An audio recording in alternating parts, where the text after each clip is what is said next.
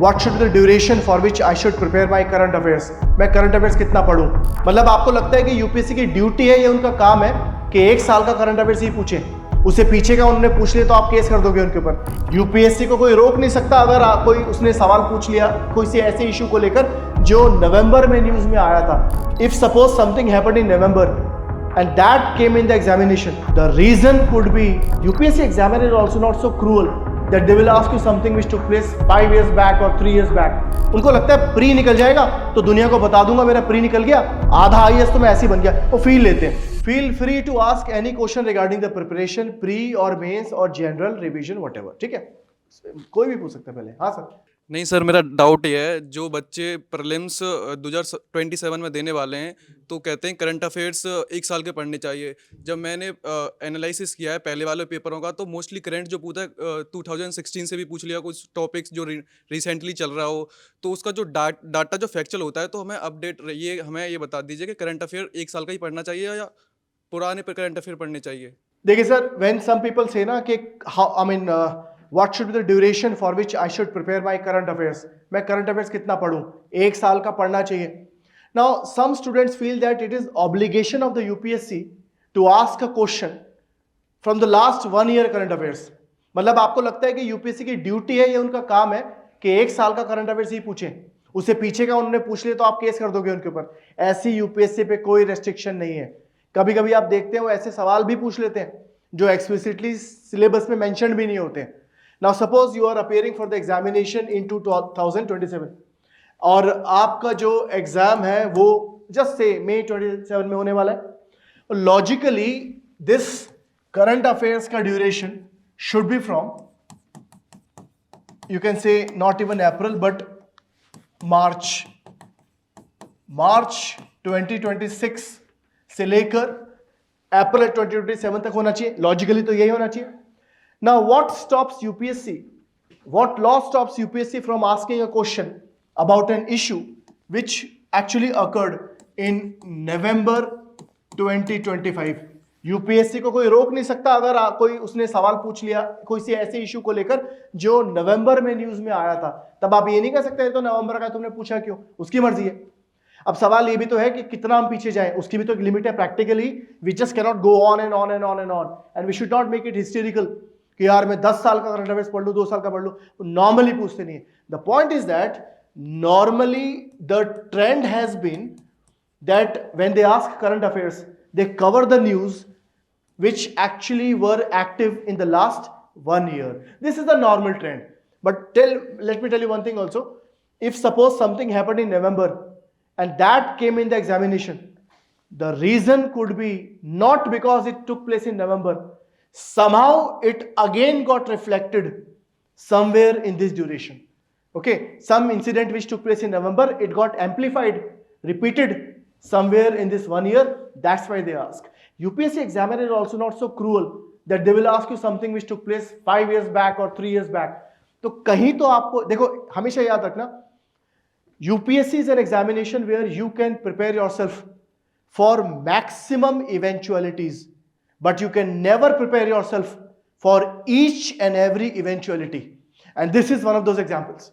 आप अपने आप को ज्यादातर क्वेश्चन के लिए तैयार कर सकते हो यूपीएससी में, सारे क्वेश्चन के लिए तैयार कोई नहीं कर सकता, वो पॉसिबल ही नहीं है। Now I say out of 100 question, 1 question came regarding an issue which was in news in the last 2 years और there was a law which was passed 3 years back. वो यूपीएससी ने प्री में पूछ लिया, 3 साल पहले वो इशू हुआ था या वो लॉ पास हुआ था, अब पूछ लिया। ऐसा एक क्वेश्चन होगा, 2 क्वेश्चन होंगे। आप 98% क्वेश्चन के लिए रेस्पॉन्सिबल हो, 100 के लिए नहीं हो। तो उन 1-2 क्वेश्चन के चक्कर में अपनी पूरी अलाइनमेंट, अपनी पूरी ओरिएंटेशन को आप खराब मत करो। Align yourself according to maximum questions which come. तो जो जिसको हम बोलते हैं ना ट्रेंड क्या है क्वेश्चंस का, वो जो ट्रेंड है उसका मतलब ये होता है कि ज्यादातर क्वेश्चन का नेचर क्या था, ना कि एब्सोल्यूट क्वेश्चन का नेचर क्या था। So don't bother about 1 or 2 questions which were deviant or which were exceptional. Follow the trend. Normally what UPSC asks is the current affairs which was in news in the last 1 year, right? Ab Uttarakhand, let's say, passes the Uniform Civil Code somewhere in this period. But it's not that suddenly Uttarakhand just woke one day and they passed Uniform Civil Code. Uniform Civil Code is in discussion for the last 10 years, if you see effectively.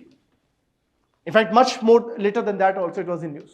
So trend यही है कि question जो आते हैं वो एक साल का करंट अफेयर्स के आते हैं, भले ही वो एक्सेप्शनली एक या दो क्वेश्चन ऐसे पूछ भी ले जहां पे जो पुराना करंट अफेयर्स था वो पूछ लिया गया. Normally 1 year, but to be on safer side try to cover current affairs of 1.5 years. मतलब अगर 18 महीने का आप कवर करके जाओ मैगजीन से तो अच्छा रहता है. बस सवाल ये from where, let's say magazine, so cover 18 months current affairs to be extremely safe. बाकी 12 महीने तो इंडिस्पेंसिबल है ही है. There is no other way out. Sir जैसे कि अभी 26 में अटेम्प्ट आने वाला है जिनका प्रीलिम्स का, तो उनकी हम स्ट्रेटजी क्या रखें कि 3 महीने हैं जैसे हमारे पास कि हमारा प्रीलिम्स हो जाए. 3 महीने जैसे का कि- है. मतलब जैसे मई में पेपर होगा हमारा. अभी आपका जो एग्जाम है वो है मई 2026 में, ठीक है. This is when you are going to take the pre, है ना. तो 3 महीने का, अभी तो बहुत टाइम है. हाँ तो मतलब हम प्री निकल जाए तो ऐसा. अभी आप हो नवंबर 2025 में, ठीक है. You still have a long time period. नवंबर, दिसंबर, जनवरी, फरवरी, मार्च, अप्रैल, 6 महीने हो गए ना एक तरीके से. तो आपके पास 6 महीने का टाइम है सर. और अगर आप इस एग्जाम को आई कर रहे हो, मई 2026 का एग्जाम आप देने जा रहे हो, अभी भी आपके पास 6 महीने हैं. People think that pre is something which is very difficult. Let God help me in pre, mains तो आई विल हैंडल. मैंने बहुत लोग ऐसे देखे जो कहते हैं भगवान प्री तू निकलवा दे, मेंस मैं निकाल लूंगा. क्योंकि उनको लगता है कि यार प्री में तो क्या करना है, मतलब प्री बहुत ज्यादा मुश्किल है, उसको सिर पे बिठा लेते हैं. उनको लगता है प्री निकल जाएगा तो दुनिया को बता दूंगा मेरा प्री निकल गया, आधा आईएएस तो मैं ऐसे ही बन गया, वो फील लेते हैं. जबकि हमको सिर्फ प्री नहीं निकालना है, हमें क्या निकालना है, प्री के साथ मेंस भी निकालना है, मेंस के बाद इंटरव्यू निकालना है. Believe me, clearing pre is no goal, finally getting through is the goal. तो प्री को इतना हावी मत हो जाने दो सिर के ऊपर कि 6 महीने प्री की तैयारी में निकाल दिए, दुनिया का हर फैक्ट याद कर लिया, जो आ रहा सवाल बताओ गांधी जी के बच्चों का नाम क्या है, कोई नहीं पूछने वाला है, बट आपको रटा हुआ है. पूरा कॉन्स्टिट्यूशन याद कर लिया, कोई पूछने वाले नहीं, आपको रटा हुआ है. क्योंकि आपके माइंड में प्री का इतना हिस्टीरिया बन गया है कि प्री बस प्री निकल जाए, बाकी तो मैं देख लूंगा. क्योंकि मेंस में तो क्या करना है, मेंस में तो लिखना ही है, कुछ भी लिख दूंगा नंबर दे देगा. यही अप्रोच होती है बहुत लोगों की. अरे वो कौन सा पढ़ने वाला है, कुछ भी लिख दूंगा नंबर दे देगा. यहां फंसने का डर है. भगवान प्री निकलवा दे, मेंस में निकाल लूंगा, सारा फोकस प्री पे. ये बहुत बड़ी गलती होती है. मैं कहता हूं एक बार को आपका प्री ना निकले, मतलब मैं ही नहीं कहता ना निकले, but if you suppose are unable to clear pre in the first time, that's still better. But then clearing pre and then appearing for mains, but not prepared for mains, and that's why not clearing mains, that is a big tragedy. क्योंकि mains is not easy, mains is physically very demanding. Physical endurance जो mains में चाहिए ना, वो pre में नहीं चाहिए. pre में चाहिए alertness. वहां पे आपको 5-6 दिन, एक दिन में 2 पेपर देने हैं. एक सुबह की शिफ्ट में 10-12 घंटे आपको एक्टिवली अलर्ट रहना है. फिर पेपर देके आए अगले दिन फिर पेपर देके आए अगले दिन फिर पेपर. सोच सकते हो आप, मेंस को लाइटली लेना नहीं है. तो मैसेज ये है, मॉरल ऑफ द स्टोरी ये है कि in this 6 months not only keep focusing upon pre, also take care of the subjects which will get you through mains. And one of the very important subject which will help you get through mains is, वो कौन सा subject है जो आपको mains में निकलने में मदद करेगा? ऑप्शनल. आपका अगर ऑप्शनल सब्जेक्ट तैयार नहीं है तो मेंस तैयार हो ही नहीं सकता. और एक बात और, ऑप्शनल में अगर आपने दिए 2 घंटे, whatever time and energy you give in optional and whatever time energy you give in GS, return is more in optional. क्योंकि ऑप्शनल में there is still a limited boundary of the syllabus, whereas in GS it's endless. तो अगर आप, मैं आपको अपना example देता हूं. For example there was a time when UPSC की बात, तब तक तो मैंने कोई और एग्जाम दिया ही नहीं, ये सोच के कि अब इसके अलावा किसी और में मन ही नहीं रखता। एक बार उनको देख लिया तो अब किसी को देखने की इच्छा नहीं है, वो वाली बात नहीं है। तो जिसने यूपीएससी चख लिया अब उसे मन ही नहीं है कोई और पेपर देने का, मगर कभी तो देना पड़ सकता है। सारे बैंक के पेपर दे दिए और कई लोग लगे हुए हैं, मतलब 6-6 साल से वो बैंकों के पेपर निकल के नहीं दे रहे, उनके इंश्योरेंस के पेपर निकल, आरबीआई पेपर निकल नहीं रहा। क्यों? मैथ्स वीक है और सारा ध्यान भी वो मैथ्स में लगा रहे हैं ये सोच के कि मेरा मैथ्स वीक है। सेक्शनल कट ऑफ आती थी मैथ्स में। आई prepared that much maths which will help me clear the sectional cut off. Score मैंने किया रीजनिंग से, स्कोर मैंने किया इंग्लिश से, स्कोर मैंने किया करंट अफेयर्स से। स्ट्रैटेजी भी तो लगानी पड़ेगी ना आपको। अब मैं मैथ्स में सारा टाइम लगा दूं ये सोच के कि भाई मेरा मैथ्स वीक है, अरे तो मैं स्कोर करूंगा ही क्यों मैथ्स में? मैथ्स में उतना नंबर ले आऊंगा जिससे मेरी कट ऑफ क्लियर हो जाए, स्कोर मैं करूंगा बाकी सब्जेक्ट से। तो किस सब्जेक्ट में कितना टाइम देना है ये स्मार्टली डिसाइड करना पड़ेगा, और उसमें जो ज्यादा बड़ा रोल प्ले करेगा वो कौन कर सकता है? आपका ऑप्शनल। ऑप्शनल के साथ एक सब्जेक्ट और भी है जो आपको एक एज दिला सकता है मेंस में, वो है एथिक्स। विड्थ जो है ना नॉलेज की, देखो डेप्थ, मैं ये नहीं कह रहा इसकी वैल्यू कम है, जो विड्थ चाहिए वो रिलेटिवली कम चाहिए। डेप्थ जरूर चाहिए मगर उतनी विड्थ नहीं चाहिए जितनी ज्योग्राफी, पॉलिटी, इकोनॉमिक्स में टाइम देना पड़ेगा। यहां कम टाइम में, जैसे कहना कम लागत में कम लागत में ज्यादा चमकार। फिर साथ में आपका एस्से। इन 6 महीनों में have a grip on your optional, have a good grip on ethics, have a good grips on essay, and also at least go through those subjects which will eventually come only in mains, not in pre. Pre oriented इतना मत हो जाओ कि आपका mains ही week हो जाए। Mains नहीं निकला तो प्री निकालने का भी क्या फायदा हुआ मुझे बताइए आप, बल्कि वो तो ज्यादा बड़ा दुख है।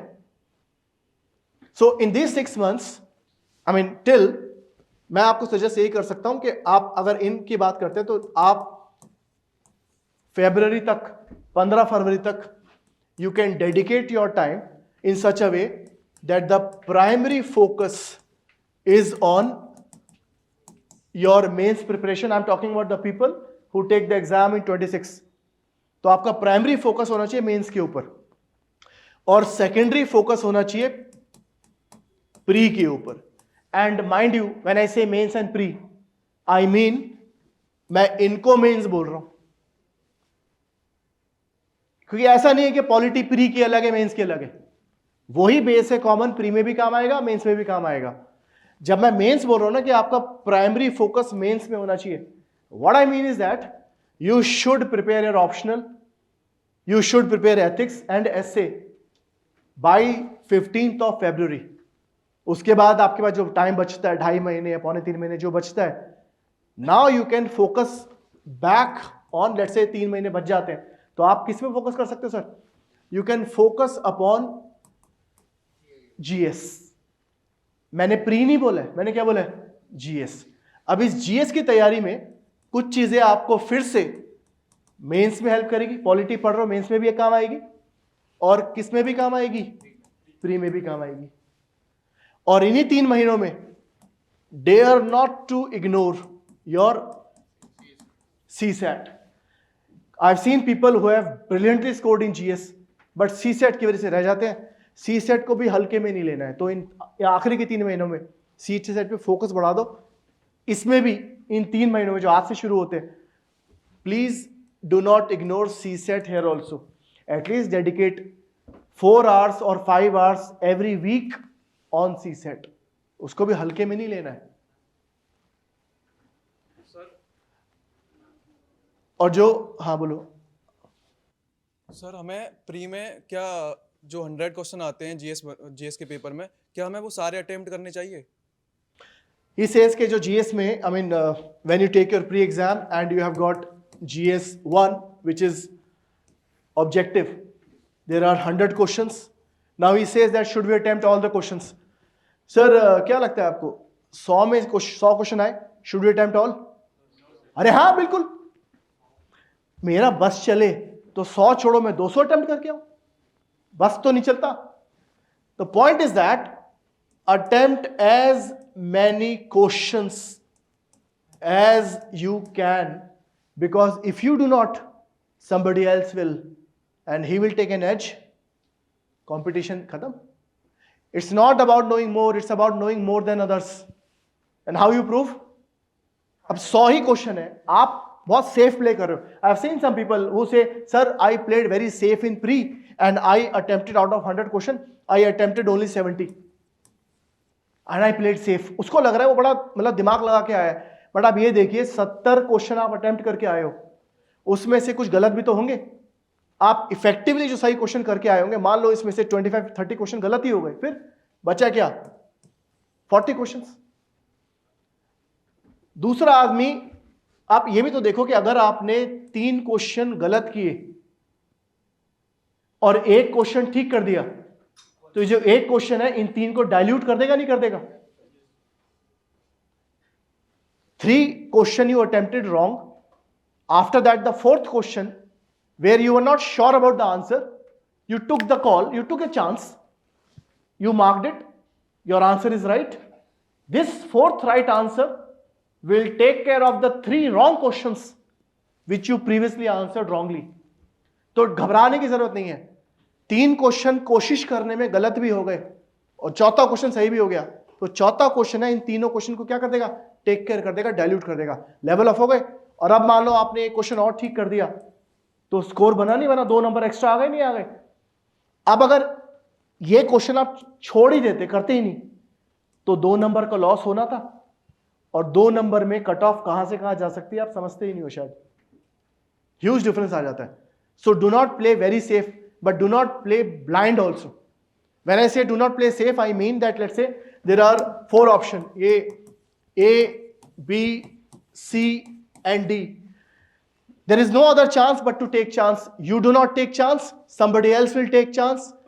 His chance may not work, somebody else's chance may work, he may clear the exam.